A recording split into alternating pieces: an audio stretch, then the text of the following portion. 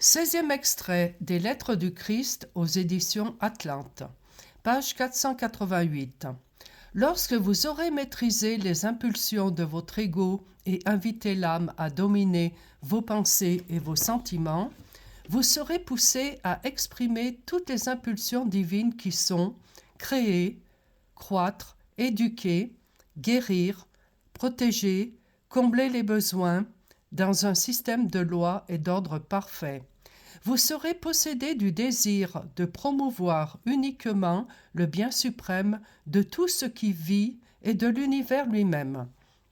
Vous serez devenu un véritable messager de la conscience divine, exprimant toutes ses qualités d'être. Page 491. Là où le développement spirituel de la psyché pénètre la conscience de l'ego, la psyché commence à se poser des questions. La vie, n'est-ce que cela? Quel est le but de notre vie? Etc.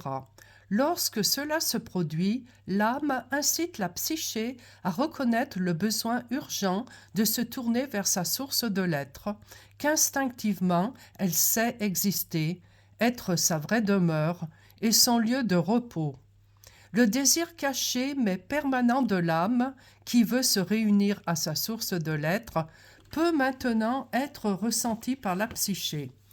Page 492. L'ego de celui qui ne cherche pas et du non-croyant n'est conscient que de sa propre omniprésence. Il se met en tête de réfuter toute existence d'une dimension supérieure de laquelle la terre aurait pu prendre forme. Il renie la voix de l'âme relayée par la psyché et, à chaque argument, il s'enfonce encore un peu plus dans les perceptions du monde matériel et visible qui représente sa seule sécurité. Si l'esprit des personnes est déterminé à rejeter tout murmure inspiré par la psyché, l'âme, le corps souffre de maladies mineures, les relations seront tendues et la vie sera en général oppressante. Une maladie peut s'ensuivre.